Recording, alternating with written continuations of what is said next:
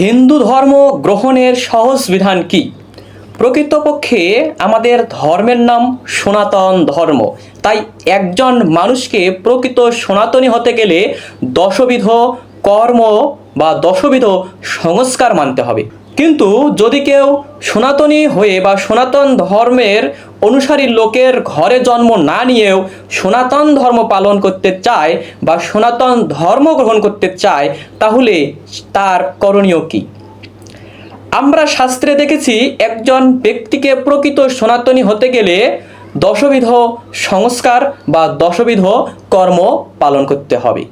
কিন্তু স্বয়ং সম্পূর্ণ অর্থাৎ জ্ঞান সম্পূর্ণ বুঝেন এমন ব্যক্তি যদি সনাতন ধর্ম গ্রহণ করতে চান, তবে তার করণীয় কী? এরকম ব্যক্তি যদি সনাতন ধর্ম গ্রহণ করতে চান, তাহলে তাকে অবশ্যই প্রথমে প্রায়শ্চিত্ত, নামকরণ, অন্নপ্রাশন এবং উপনয়ন নিতে হবে। প্রায়শ্চিত্ত কি?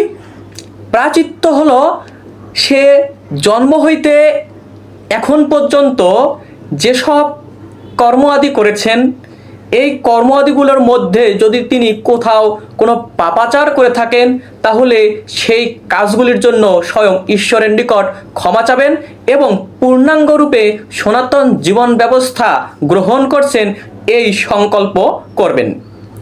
তাকে এমন একটি নাম দিতে হবে যে নাম শুনলেই মনে হবে সে একজন সনাতনী। অন্নপ্রাশনের ব্যবস্থা।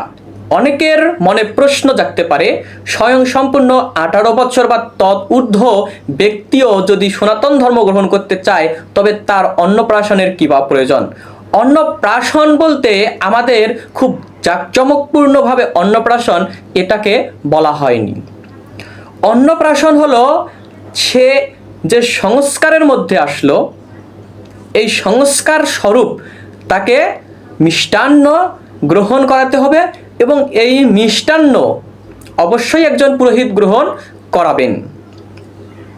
তারপরে রয়েছে উপনয়ন, যে উপনয়নের মাধ্যমে একজন ব্যক্তি মোক্ষ বা মুক্তি লাভ করতে সক্ষম হবেন। তিনি অবশ্যই সনাতন ধর্মে এই জন্যই আসবেন যে সহজে মুক্তি বা মোক্ষ পথে যাওয়া যাবে। তাই তাকে উপনয়ন দিতে হবে, যে উপনয়নের মাধ্যমে, যে উপনয়নের কর্ম করে বা গুরুকর্ম করে তিনি সহজেই মোক্ষ পথে ধাবিত হতে পারেন। ধর্ম ত্যাগ করা বা ধর্ম গ্রহণ করা এটি সবথেকে বড় কথা নয়। সবথেকে বড় কথা হলো সুকর্ম করা।